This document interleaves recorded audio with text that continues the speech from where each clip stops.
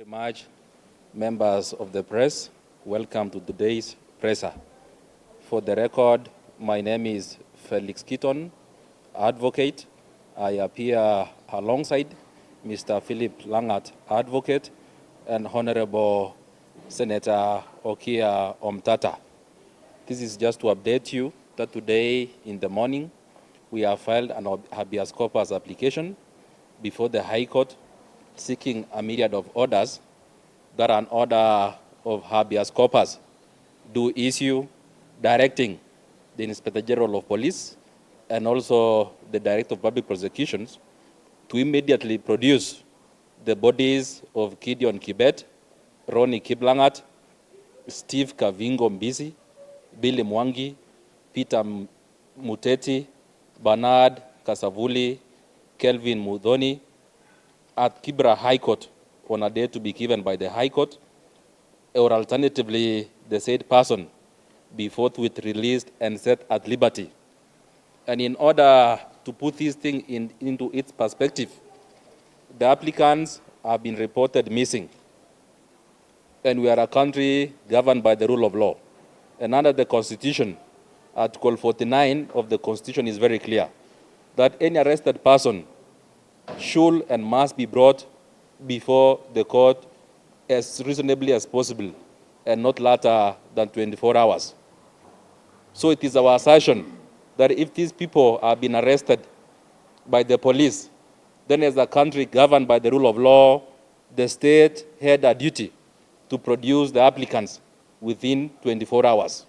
But they have not done so. That's why we've gone to court to seek the order of habeas corpus. And in any way, even for argument's sake, if at all the applicants are not within the custody of the police, then still it is the duty of the state through the National Police Service and all the state agencies to ensure protection of its citizens. And if I may conceptualize the question of the state, I'll refer you to the writings of one eminent legal scholar called Jean Rousseau, who said that as the people we surrendered our rights to the state so that we can receive protection. So we expect of any government to protect its own citizens. But if the government is to abdicate that responsibility, then still there is what you call the doctrine of inherent self-defense by the people. If at all the citizen cannot protect its own people, then the people, they have a right, inherent right to bear arms for self-defense.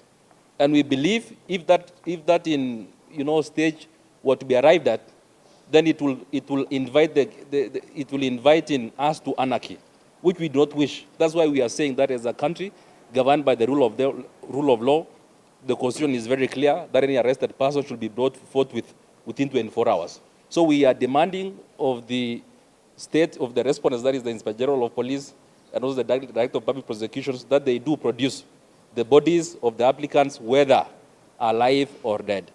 Thank you. For the record, my name is Philip Langat. I am appearing alongside Felix Keaton for the applicants and also for Honorable Senator Okiyah Omtata.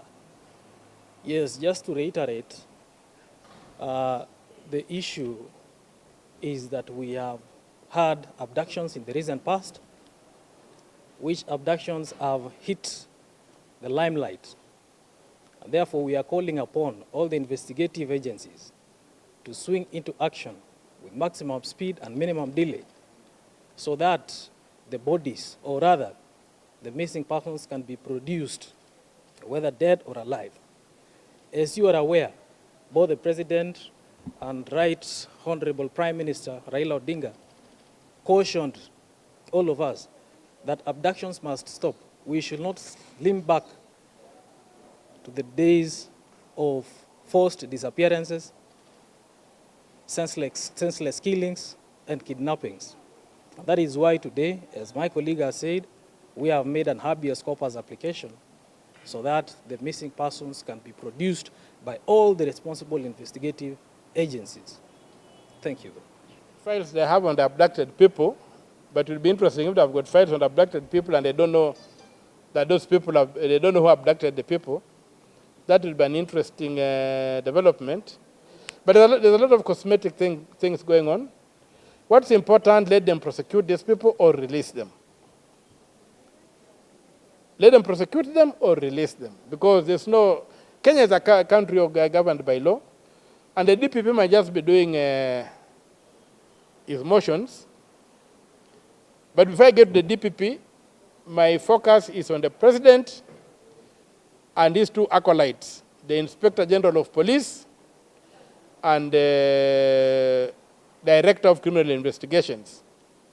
And the third one is the Director of the National Intelligence Service, who must be telling who are the people disappearing Kenyans. We have no doubts they are down to doing it.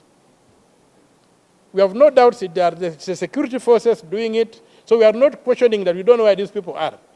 We know they are being held by the security forces in an ungazetted detention centers, which is even worse than what happened in the past. Because in the past, people could be arrested and detained in government facilities, and they would be known to be in detention.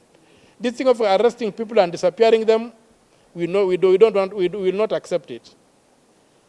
We remember during the ICC trials, a lot of people were disappeared in this country. They have not been traced. And we hope that those tactics are not being revived, because we will not allow it to fly.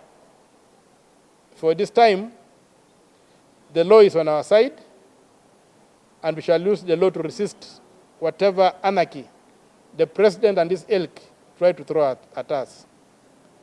Thank you.